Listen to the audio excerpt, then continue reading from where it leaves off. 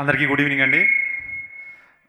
ముందుగా cinematography minister Durgesh గారికి విచ్చేసిన దుర్గేష్ గారికి, అలాగే రఘురామకృష్ణరాజు గారికి మమ్మల్ని ఆస్వాదించడానికి వచ్చినందుకు ముందుగా మీకు థ్యాంక్స్ చెప్తున్నాను సార్.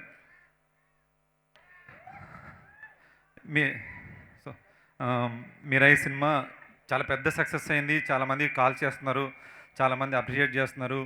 దానికి ప్రతి ఒక్కరూ కారణమైన వాళ్ళందరికీ థ్యాంక్స్ చెప్తున్నాము. అలాగే నేను పీపుల్స్ మీడియా ఫ్యాక్టరీలో 3 సినిమాలు చేశానండి. ధమాకా అండ్ ఈగల్, ఇప్పుడు మిరాయ్. కాబట్టి ఈ 3 సినిమాలు చేసే అవకాశం కల్పించిన విశ్వప్రసాద్ గారికి ముందుగా కృతజ్ఞతలు తెలియజేస్తున్నాను సార్. అలాగే తేజ గారితో నేను జాంబీ రెడ్డి చేశాను, హనుమాన్ చేశాను, ఇప్పుడు ఈ మిరాయ్ చేశాను. ఆయనతో కూడా 3 సినిమాలు చేశాను. వాళ్ళు వాళ్ళతో గొప్ప సినిమాలు చేయడం అనేది నాకు నిజంగా చాలా అదృష్టంగా ఫీల్ అవుతున్నాను. అలాగే కార్తీక్ ఘట్టమనేని గారితో నేను చాలా సినిమాలు చేశాను, కానీ డైరెక్టర్గా కూడా ఆయనతో కూడా 3 సినిమాలు చేశాను. సూర్య వర్సెస్ సూర్య అండ్ ఈగల్, ఇప్పుడు మిరాయ్. అంటే ఒక్కొక్కరితో 3 సినిమాలు చేశాను. మొత్తం 9 సినిమాలు. అంటే ఈ సినిమాలో 9 బుక్స్ లాగా నాకు ఒక స్ట్రెంత్ ఇది.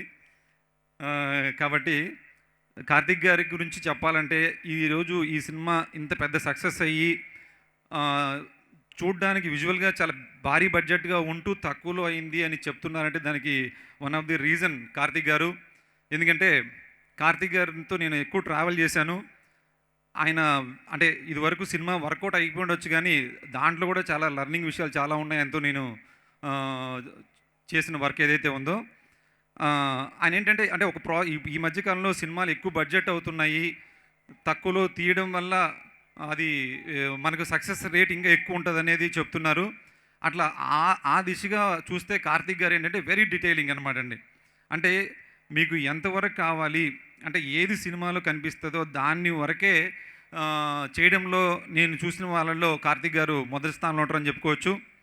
అలాగే కార్తీక్ గారి దగ్గర నుంచి చాలా నేను నేర్చుకున్నాను.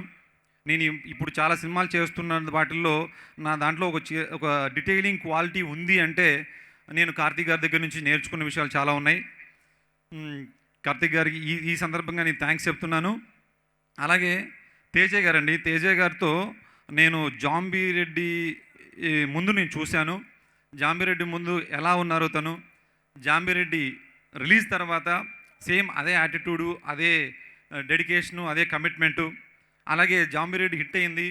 జాంబీ రెడ్డి హిట్ అయిన తర్వాత హనుమాన్ మూవీ జరుగుతున్న టైంలో కూడా తనలో ఎక్కడ మార్పు లేదు, ఓన్లీ వర్క్ డెడికేషన్ అనిపించింది. సేమ్ హనుమాన్ అంత పెద్ద హిట్ అయిందండి. హనుమాన్ అంత పెద్ద హిట్ అయినప్పటికీ కూడా తను మిరాయ్ షూట్లో కూడా జాంబీ రెడ్డికి ముందు ఎలా ఉన్నారో సేమ్ అదే డెడికేషన్తో ఉన్నారు.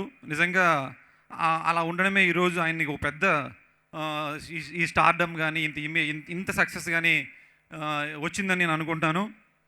కాబట్టి తేజ గారికి కూడా లాంగ్ రన్, అంటే ఒక చైల్డ్ ఆర్టిస్ట్గా కమల్ హాసన్ గారిని ఒక స్ఫూర్తిగా తీసుకొని ఆయన విభిన్నమైన సినిమాలు చేయాలని నేను మనస్ఫూర్తిగా కోరుకుంటున్నానండి. అలాగే మా విశ్వ గారి గురించి చెప్పాలంటే, అంటే ఈ సినిమా తక్కువలో అవడానికి ఇంకొక కారణం ఏంటంటే విశ్వప్రసాద్ గారండి. ఈ సినిమా కోసం మేము ఒక స్టూడియో బిల్డ్ చేసాం. అంటే విశ్వ గారు ఒక స్టూడియో స్థాపించారు. ఆ స్టూడియోలో మొట్టమొదటి సెట్ మిరాయి సెట్ అండి. మేము ఇదివరకు హనుమాన్ కూడా ఒక స్టూడియో బిల్డ్ చేసి అందులోనే సినిమా మొత్తం పూర్తి చేసాం. ఇప్పుడు అది హనుమాన్ స్టూడియోలాగా ఫామ్ అయింది. అలాగే విశ్వ గారు ఈ స్టూడియో కూడా ఒక మిరాయి స్టూడియోలాగా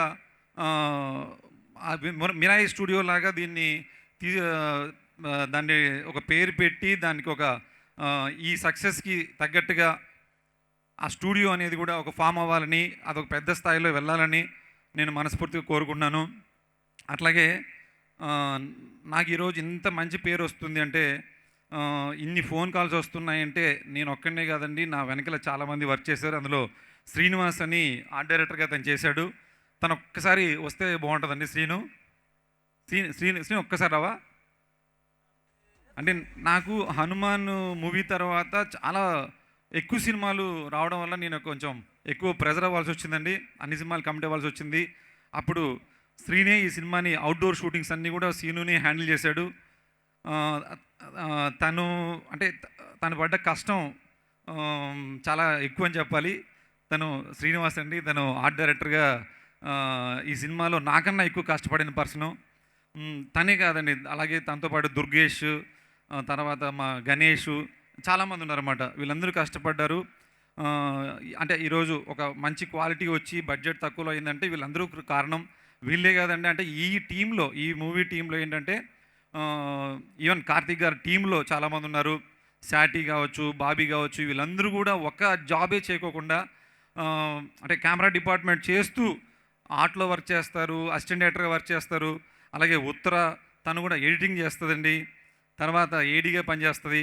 అన్నీ అంటే అందరూ కూడా ఒకే జాబ్‌కు పరిమితం కాకుండా మల్టిపుల్ అన్ని జాబ్స్ చేయడం వల్ల ఇది ఇంత పెద్ద సక్సెస్సు, ఇంత క్వాలిటీ వచ్చిందని నేను అనుకుంటానండి. థ్యాంక్ యూ అండి. Thank you. ఇంకేమన్నా మర్చిపోతే తర్వాత నేను చెప్తాను. అంటే గౌరవ హరి గారి గురించి చెప్పాలండి. గౌరవ హరి గారు ఈ సినిమాకి one of the main success కారణం అనుకోవచ్చు. వాళ్ళు ఆల్రెడీ హనుమాన్ సినిమాలో ఎంత వైబ్ క్రియేట్ చేశారో తెలుసు. అలాగే దానికి మించి దీంట్లో చేశారని అనుకుంటాను. అలాగే మా మణిబాబు గారండి, అట్లాగే అనిల్ అండి. అనిల్ అనే అతని దాంట్లో అతను ఫస్ట్ ఏడీ అండ్ ఆర్ట్ ఏడీ అన్నీ అండి అతను. అట్లాగే మాకు అంటే ఈ బడ్జెట్ తక్కువలో అవడానికి వన్ ఆఫ్ ది ఇంకొక పర్సన్ ఏంటంటే సుజిత్ గారండి. ఈపీగా చేశారు తను. అంటే తనకేంటంటే ప్రొడక్షన్ నుంచి ఒక ప్రెజర్ ఉంటుంది, మా నుంచి క్రియేటివ్ ప్రెజర్ ఉంటుంది. ఈ రెండింటిని బ్యాలెన్స్ చేసుకుంటూ ఈ అంటే బడ్జెట్ కంట్రోల్ చేస్తూ క్వాలిటీ ఇస్తూ తను ఇచ్చిన ఏదైతే సపోర్ట్ ఉందో అది నిజంగా మెచ్చుకోదగ్గ విషయం. అట్లాగే ఇంకా చాలామంది ఉన్నారండి. చాలామంది అందరికీ సపోర్ట్ చేసిన వాళ్ళందరికీ, నా క్రాఫ్ట్ కానీ సినిమాకి కానీ సపోర్ట్ చేసిన ప్రతి ఒక్కరికి నేను ధన్యవాదాలు తెలుసుకుంటాను. థ్యాంక్ యూ అండి. సీన్ చూపాను. థ్యాంక్ యూ చెప్పారు అంతేనా అండి? థ్యాంక్ యూ నాగేంద్ర గారు. Thank you so much.